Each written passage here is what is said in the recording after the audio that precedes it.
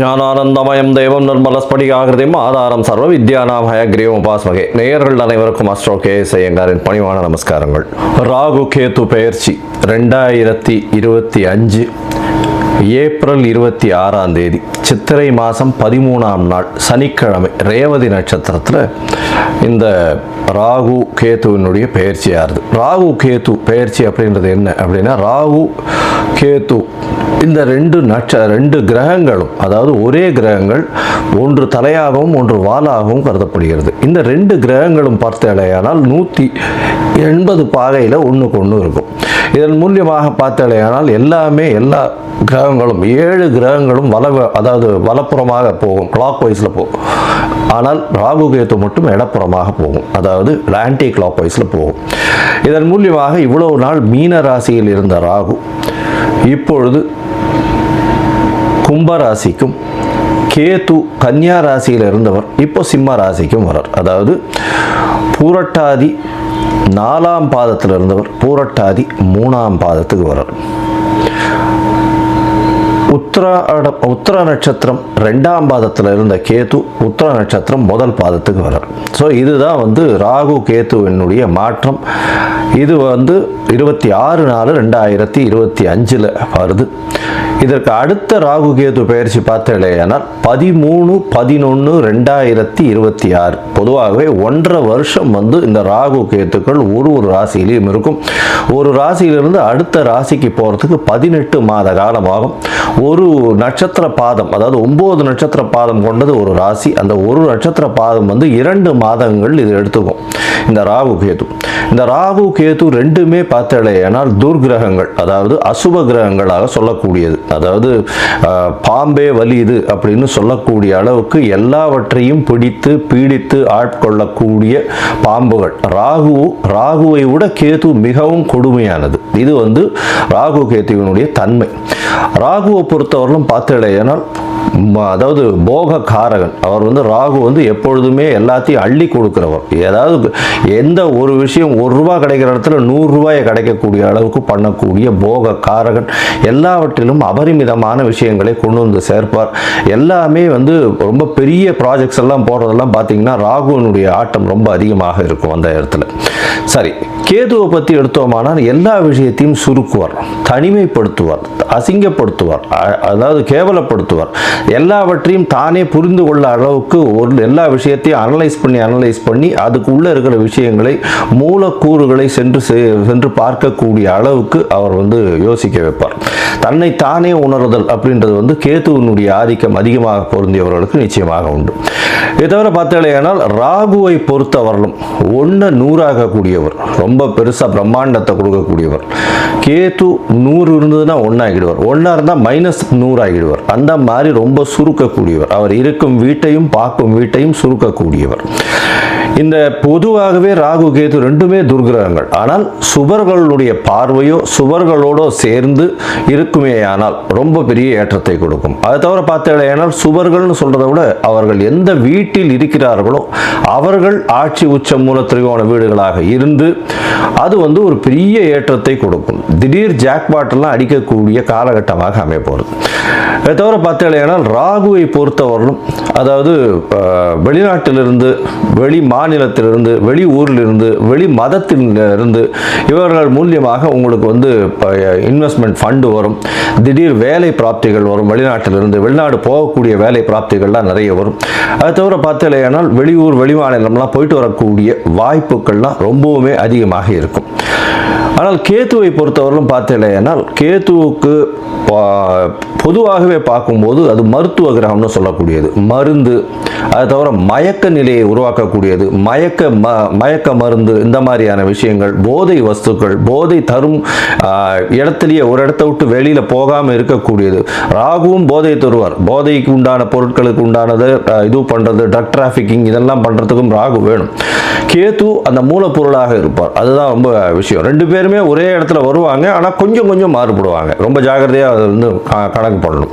அது தவிர பார்த்தேனால் அதாவது இந்த பில்லி சூன்யம் ஏவல் ஒருத்தரை வந்து பயமுறுத்துறது இந்த மாதிரியான விஷயங்கள் எல்லாம் கேத்துவனுடைய ஜாலங்கள் அதிகமாக இருக்கும். ராகுவை பொறுத்தவரைக்கும் அவர் சொல்லி அடுத்தவங்க கேட்டு மயக்க வைக்கக்கூடிய அளவுக்கு அந்த கரும்பாம்பு செம்பாம்புன்னு சொல்லுவாங்க. ராகுவை கரும்பாம்புன்னு கேத்துவை செம்பாம்புன்னு சொல்லுவாங்க.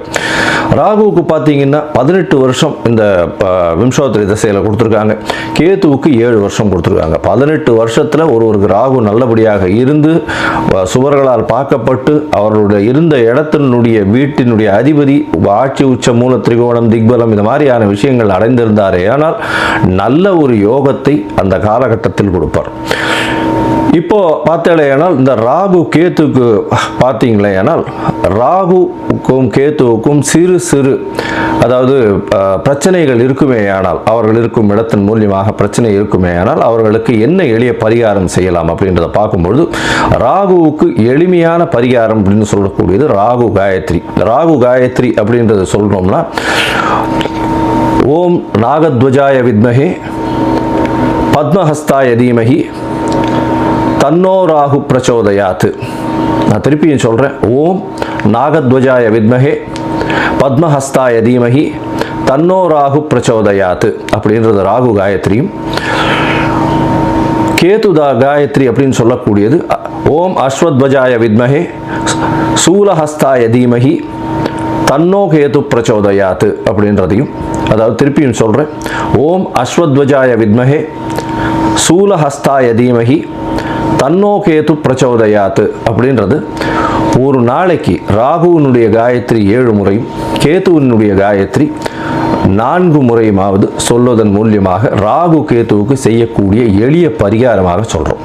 அது தவிர பார்த்தேன்னா ராகு கேத்துவுக்கு வேற என்னென்ன அப்படின்னா ராகுவுக்கு உண்டான கடவுளாக சொல்லக்கூடியது வந்து இந்த பத்ரகாளி, மிகுந்த கோபத்தில் இருக்கக்கூடிய ஆக்ரோஷத்தில் இருக்கக்கூடிய கடவுள்கள். அது தவிர பத்ரகாளி, அதுக்கப்புறம் பார்த்தேன்னா இந்த இது ஐயனார் அந்த மாதிரியான இதுவில் சொல்லுவோம். அது தவிர பார்த்தேன்னா இந்த பிரத்யங்கரா இவங்கள்லாம் ராகுவுக்கு உண்டான தெய்வங்களாக சொல்லக்கூடியது. அதுக்கப்புறம் பார்த்தேனால் நரசிம்மர் ராகுவுக்கு உண்டான தெய்வம். ஏன்னா மிகுந்த கோபத்தோடு ஆக்ரோஷத்தோடு இருக்கக்கூடியவர்.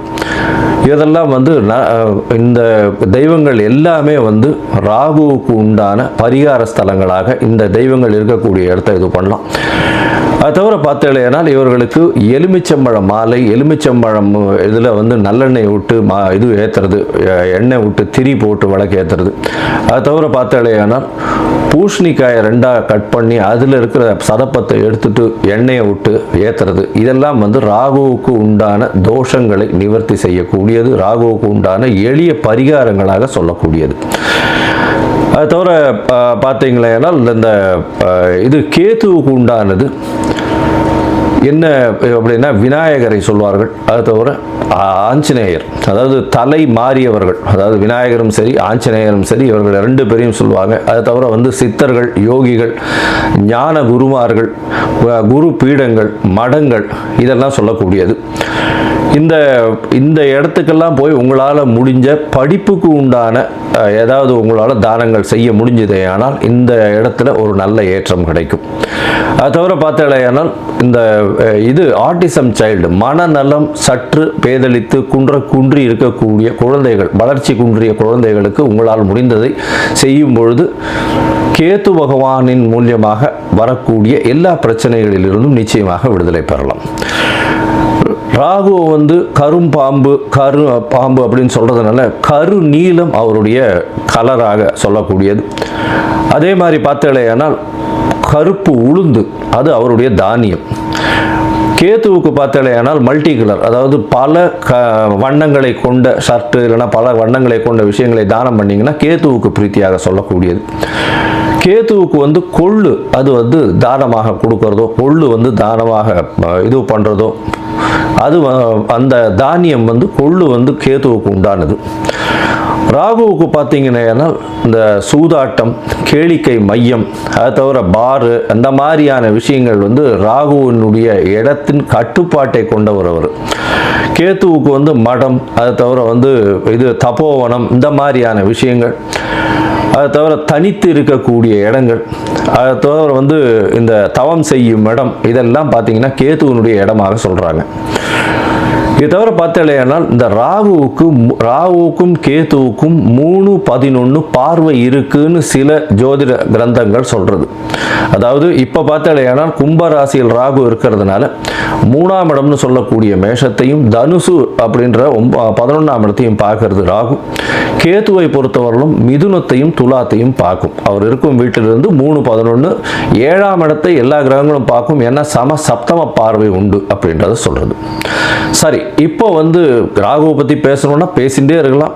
கிட்டத்தட்ட வந்து ஒரு 3 மணி நேரம் 4 மணி நேரம் கூட கண்டினியூஸாக பேசலாம். ஆனால் இப்போ வந்து நம்ம ஒரு ராசிக்கும் மேஷம் முதல் மீனம் வரை என்னென்ன பலன்கள்னு பார்ப்போம். அதை தவிர தனியாகவே ராகுவுக்குன்னு ஒரு 1/2 hour 1 hour வீடியோ தனியாக போடுறேன். நான் பார்ட் 1 பார்ட் 2 தனியாக போடுறேன்.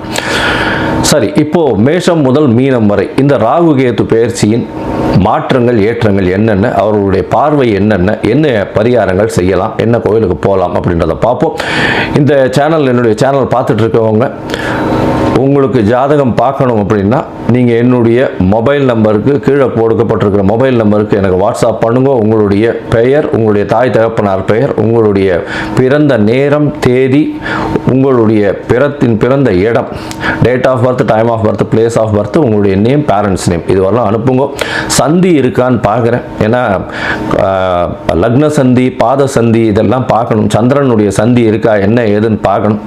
இதற்கு காரணம் என்ன அப்படின்னா பல வகையான பஞ்சாங்கங்களை உபயோகப்படுத்துகிறா. பஞ்சாங்கங்கள் உபயோகப்படுத்தக்கூடிய இடமும் வந்து பல இடங்கள் மாறுபடும். அதாவது ஸ்ரீரங்கத்து பஞ்சாங்கத்தில் டெல்லியில் பிறந்த குழந்தைகளுக்கு பேஸ் பண்ணி பார்ப்பா. அப்போது சூரிய உதயமே மாறும். அதனால் சந்தி வரக்கூடிய வாய்ப்புகள் மிகவும் அதிகம். அவங்க வந்து மிருகசீரிஷ நட்சத்திரம் அப்படின்னு நினச்சிட்டு இருப்பாங்க, 2ஆம் பாதம் அப்படின்னு நினச்சிட்டு இருப்பாள். ஆனால் பார்த்தாலேயானால் 3ஆம் பாதத்தில் மிதுன ராசியில் இருப்பாள். இந்த அவள் வந்து 50 வயசு ஆகிட்டு இருக்கும், ரிஷப ராசிக்கு வந்து அர்ச்சனை பண்ணிட்டு இருப்பாள். ஆனால் மிதுன ராசியில் பிறந்திருப்பாள். ஸோ இந்த மாதிரியான மாற்றங்கள்லாம் நிறைய இருக்குது. அதனால் உங்களுடைய ஜாதகத்தை நானே போட்டு அதன் வழியாக சந்தி இருக்கான்றதை பார்த்து உங்களுக்கு உண்டான பலன்கள் என்ன ஏதுன்றதை டிஸ்கஸ் பண்ணுறேன். அதற்குண்டான கட்டணம் என்னன்றது போடுறேன். அந்த கட்டணத்தை செலுத்திட்டு நீங்கள் அப்பாயின்மெண்ட் எடுத்துக்கோங்க. சரி, இப்போது ராகு கேதுவின் பயிற்சி 2025 2026 மேஷம் முதல் மீனம் வரை ஒரு ராசியாக.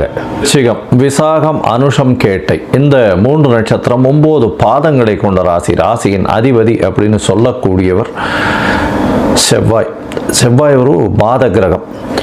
இப்போ நம்ம ராகு கேதுவினுடைய பயிற்சியை பற்றி பார்க்க வந்திருக்கோம். அதாவது 26/4/2025 13/11/2026 வரலும் உண்டான காலகட்டத்தில் ராகு உங்களுடைய ராசிக்கு 4ஆம் இடத்துலையும் கேது உங்களுடைய ராசிக்கு 10ஆம் இடத்துலையும் வரும். இதன் மூலியமாக என்ன ஒரு மாற்றங்கள் ஏற்றங்கள் வரும் அப்படின்றத பார்க்கலாம். ராகு உங்களுடைய ராசிக்கு 4ஆம் இடத்தில் வருவது அப்படின்னு சொல்லக்கூடியது, 4ஆம் இடம் அப்படின்னு சொல்லக்கூடியது தாய் ஸ்தானத்தை குறிக்கிறது. அதை தவிர புதிய மனை, வீடு, மனை, பாக்கியம், தாயின் உடல்நிலை இதெல்லாம் குறிக்கக்கூடியது. படிப்பு ஸ்தானம்னு குறைக்கக்கூடியது, சொல்லக்கூடியது. இதெல்லாம் வந்து 4ஆம் இடத்தை சொல்லக்கூடியது. இந்த இடத்துல ராகு வருகிறது. இது என்ன, ஏற்கனவே உங்களுக்கு அர்த்தாஷ்டம சனி வேறு நடக்கிறது. 4ஆம் இடத்துல சனி பகவான் வேறு இருக்குது. இது எந்த அளவுக்கு ஏற்றத்தை கொடுக்கும் அப்படின்னு பார்த்தோம்னா 4ஆம் இடத்தில் ராகு பகவான் பெரிய ஏற்றத்தை கொடுக்க போகிறார். ஏன்னா தாயின் உடல்நலத்தில் சற்று பின்னடைவு இருந்தாலும் உங்களுக்கு புதிய வீடு, மனை வாங்கக்கூடிய பாக்கியத்தை கொடுப்பார். படிக்கக்கூடிய மாணவர்களுக்கு பெரிய ஏற்றம் கிடைக்கக்கூடிய காலகட்டமாக அமைய போகிறது. இந்த காலகட்டத்தில் பார்த்தேனால் படிக்கக்கூடிய மாணவர்களுக்கு டிஸ்ட்ராக்ஷன்ஸ் கொஞ்சம் இருக்கத்தான் செய்யும். இருந்தாலும் வெற்றி இலக்கை நிச்சயமாக அபரிமிதமான ஏற்றத்துடன் அடையக்கூடிய வாய்ப்புகள் நிச்சயமாக உண்டு. உங்களுடைய ராசிக்கு 4ஆம் இடத்தில் இருக்கக்கூடிய ராகு பெரிய ஏற்றத்தை கொடுப்பார். ஆனால் அலைச்சல் கொஞ்சம் அதிகமாகவே இருக்கக்கூடிய வாய்ப்புகள் உண்டு. 4ஆம் இடத்தில் இருக்கக்கூடிய ராகு வந்து குரு பகவான் பார்க்குறார். எப்போ அப்படின்னா ஒரு 10 நாளில் வந்து குரு பயிற்சி வந்துடுறது. இதன் மூலியமாக பார்த்தாலேனா குரு உங்களுடைய ராசிக்கு 8ஆம் இடத்தில் மறைந்து அவர் வந்து உங்களுடைய ராசிக்கு 4ஆம் இடத்தை பார்க்குறார். 9ஆம் பார்வையாக பெரிய ஏற்றத்தை கொடுக்க போகிறார். ஆன்மீக பணியில் இருக்கிறவங்களுக்கு பெரிய ஏற்றம் கிடைக்கக்கூடிய காலகட்டம். மருத்துவ பணி, தொண்டு செய்யும் நிறுவனங்கள் இதிலெல்லாம் இருக்கிறவங்களுக்கு நல்ல ஏற்றம். செங்கல், ஜல்லி இந்த மாதிரியான ரியல் எஸ்டேட் பிஸ்னஸ் பண்ணுறவங்களுக்கு சற்று பின்னடைவு இருக்கக்கூடிய வாய்ப்புகள் நிச்சயமாக உண்டு. அது தவிர பார்த்தீங்கன்னா இந்த யூனிஃபார்ம் சர்வீசஸ் அதில் இருக்கிறவங்களுக்கு சற்று பின்னடைவு இருக்கக்கூடிய வாய்ப்புகள் இந்த ராகு கேதுவினால் இருக்கும். அலைச்சல் கொஞ்சம் அதிகமாக இருக்கும். உடல் உழைப்பு ரொம்பவும் அதிகமாக இருக்கக்கூடிய காலகட்டமாக இருக்கும். வேலை பளு அதிகமாக இருக்கும். மாற்றம் அதிகமாக இருக்கக்கூடிய வாய்ப்புகள் நிச்சயமாக இருக்கும். வேலை மாற்றங்கள் வரக்கூடிய வாய்ப்புகள் நிச்சயமாக உண்டு. உங்களுடைய ராசிக்கு பார்த்தீங்கன்னா 10ஆம் இடத்தில் கேது இருக்கிறதுனால தொழிலில் சற்று மாற்றங்கள் இருக்கும், மாறுதல்கள் இருக்கும். தொழிலில் புதிய தொழிலினுடைய மாற்றங்களை புகுத்தக்கூடிய வாய்ப்புகள் மிகவும் அதிகம். இந்த காலகட்டத்தில் 10ஆம் இடத்துல போய் கேது இருக்காரு அப்படின்னா இருக்கக்கூடிய தொழிலில் சற்று பின்னடைவு இருக்கும். இருக்கக்கூடிய தொழிலில் சற்று சுருக்கம் காணப்படும், சுணக்கம் காணப்படக்கூடிய வாய்ப்புகள் நிச்சயமாக இருக்கும். ராசிக்கு 4ஆம் இடத்துல இருக்கக்கூடிய ராகு பெரிய ஏற்றத்தை கொடுக்கக்கூடிய காலகட்டம். ராகு உங்களுடைய ராசிக்கு 4ஆம் இடத்துல இருந்து அவர் 6ஆம் இடத்தையும் பார்க்கிறார், உங்களுடைய ராசிக்கு 2ஆம் இடத்தையும் பார்க்கிறார். இதன் மூலியமாக பார்த்தாலேயானால் புதிய வேலை கிடைக்கக்கூடிய வாய்ப்பு, வேலையின் நிமித்தமாக வெளியூர் வெளிமாநிலம் சென்று வரக்கூடிய வாய்ப்பு, எடுத்த காரியங்களில் வெற்றி அடையக்கூடிய வாய்ப்பு, போட்டிகளில் அனைத்திலும் வெற்றி பெறக்கூடிய வாய்ப்பு, புதிய கடன் அமையக்கூடிய வாய்ப்பு, இதெல்லாம் வரக்கூடிய வாய்ப்புகள் நிச்சயமாக உண்டு. இந்த காலகட்டத்தில் ராகு உங்களுடைய ராசிக்கு 2ஆம் இடத்துல பார்க்கறதுனால பண வரவிற்கு பஞ்சம் இருக்காது. அதை தவிர குருவும் 2ஆம் இடத்தையே பார்க்குறாரு, அதனால பண வரவிற்கு பஞ்சம் இருக்காது. எல்லா வகையிலையும் பணம் வரக்கூடிய வாய்ப்பு உண்டு. அதாவது டேப்லேருந்து எண்ணெய் கொட்டுற மாதிரி கண்டினியூஸாக பிசுறு இல்லாமல் கொட்டின்னு இருக்கக்கூடிய காலகட்டமாக இருக்கும். எதை தொட்டாலும் பணம் வரும். எந்த பக்கத்துலேருந்து வருதுன்னே தெரியாத அளவுக்கு பணம் வரும். ஆனால் உடல் நலத்தில் ரொம்ப ஜாகிரதையாக இருக்கணும். அலைச்சல் ரொம்ப அதிகமாக இருக்கக்கூடிய காலகட்டமாக இருக்கும். அதை தவிர பார்த்தீங்கன்னா இந்த 10ஆம் இடத்தில் இருக்கக்கூடிய கேது உங்களுடைய தொழிலை சுருக்கக்கூடிய வாய்ப்புகள் உண்டு. தொழிலில் சற்று பின்னடைவு இருக்கக்கூடிய வாய்ப்புகள் உண்டு. இந்த காலகட்டத்தில் உங்களுடைய ராசிக்கு 10ஆம் இடத்தில் இருக்கக்கூடிய கேது ராசிக்கு 8ஆம் இடத்தையும் ராசிக்கு 12ஆம் இடத்தையும் பார்க்குறார். அதனால் தூக்கத்தில் சற்று பின்னடைவு இருக்கக்கூடிய காலகட்டமாக அமையும். அது தவிர பார்த்தீங்கன்னா 10ஆம் இடத்தில் பார்க்கக்கூடிய கேது தொழிலில் மாறுதல்களை ஏற்படுத்தக்கூடிய வாய்ப்புகளை நிச்சயமாக கொடுப்பார். இந்த காலகட்டத்தில் பார்த்தீங்கன்னா நீங்கள் திருநெல்வேலிக்கு பக்கத்தில் இருக்கக்கூடிய ஸ்ரீ கோத பரமேஸ்வரர் ஆலயத்திற்கு போயிட்டு வர்றதன் மூலியமாக உங்களுக்கு எல்லா விதமான ஏற்றங்களும் மாற்றங்களும் நிச்சயமாக உண்டு. இந்த ராகு கேதுவின் பெயர்ச்சியின் வரக்கூடிய பிரச்சனைகள் அனைத்தும் இந்த மாற்றங்கள் இந்த கோத பரமேஸ்வரர் கோவிலுக்கு போயிட்டு வர்றதுனால நிச்சயமாக பனி, அதாவது சூரிய ஒளியை கண்ட பனி போல கரைந்து செல்லக்கூடிய வாய்ப்பு உண்டு. சரி, மொத்தத்தில் பார்க்கும்பொழுது இந்த விருச்சிக ராசிக்காரர்களுக்கு அலைச்சல் கொஞ்சம் அதிகமாகவே இருக்கும். உடல் உழைப்பு மிகவும் அதிகமாக இருக்கும். ஏன்னா அர்த்தாஷ்டமம் சனி வேற போயின்னு இருக்கு, அத்தோட ராகுவும் சேர்ந்து இருக்கிறதுனால உடல் உழைப்பு மிகவும் அதிகமாக இருக்கக்கூடிய காலகட்டம். படிக்கக்கூடிய மாணவர்கள் வெற்றி பெறக்கூடிய வாய்ப்பு உண்டு. இருந்தாலும் மைண்ட் டிஸ்ட்ராக்ஷன்ஸ் ரொம்ப அதிகமாக இருக்கும். அதிகமாக முயற்சிகளை போட வேண்டிய கட்டாயத்தில் இருப்பார்கள். 100 மார்க் எடுக்கணும்னா 150 மார்க்குக்கு உண்டான உடல் உழைப்பை போட்டால்தான் வரும். இந்த காலகட்டத்தில் பார்த்தீங்கன்னா எடுத்த காரியங்களில் நிச்சயமாக வெற்றி அடைக்கக்கூடிய வாய்ப்பு உண்டு. இந்த மருத்துவ பணியில் இருக்கிறவங்க, அதை தவிர சர்வீஸ் இண்டஸ்ட்ரியில் இருக்கிறவங்களுக்கெல்லாம் பெரிய ஏற்றம் கிடைக்கக்கூடிய வாய்ப்பு. கம்யூனிகேஷன் இதில் இருக்கிறவங்க, வியாபாரத்தில் இருக்கிறவங்களுக்கு பெரிய ஏற்றம் கிடைக்கக்கூடிய வாய்ப்பு. ரியல் எஸ்டேட், ஜல்லி, மணல் விற்கிறவங்களுக்கு சற்று பின்னடைவு ஏற்படக்கூடிய வாய்ப்புகள் உண்டு. யூனிஃபார்ம் சர்வீசஸில் இருக்கிறவங்களுக்கு சற்று பின்னடைவு இருக்கக்கூடிய வாய்ப்புகள் நிச்சயமாக உண்டு. உங்களுடைய ராசிக்கு பார்த்தீங்கன்னா பண வரவிற்கு பஞ்சம் இருக்காது. தொழிலில் மாறுபாடுகள் வரும். தொழிலில் இருக்கக்கூடிய தொழில் சுருங்கக்கூடிய வாய்ப்புகள் உண்டு. தூக்கத்தில் பிரச்சனை வரக்கூடிய வாய்ப்புகள் நிச்சயமாக இருக்கும். இதை தவிர வெளிநாடு போகிறதுக்கு ட்ரை பண்ணுறவாளுக்கு சற்று பின்னடைவு இருக்கக்கூடிய வாய்ப்புகள் நிச்சயமாக இருக்கும். மொத்தத்தில் பார்த்தீங்கன்னா நீங்கள் திருநெல்வேலியின் அருகில் இருக்கக்கூடிய ஸ்ரீ கோத பரமேஸ்வரர் கோவிலுக்கு போயிட்டு வர்றதன் மூலியமாக இந்த ராகு கேத்துவின் பெயர்ச்சி உங்களுக்கு ஒரு பெரிய மாற்றத்தையும் ஏற்றத்தையும் கொடுக்கும். இந்த ராகு கேத்து பெயர்ச்சி உங்களுக்கு ஒரு 80 விழுக்காடு மாற்றத்தை கொடுக்கக்கூடிய காலகட்டமாக அமையும்.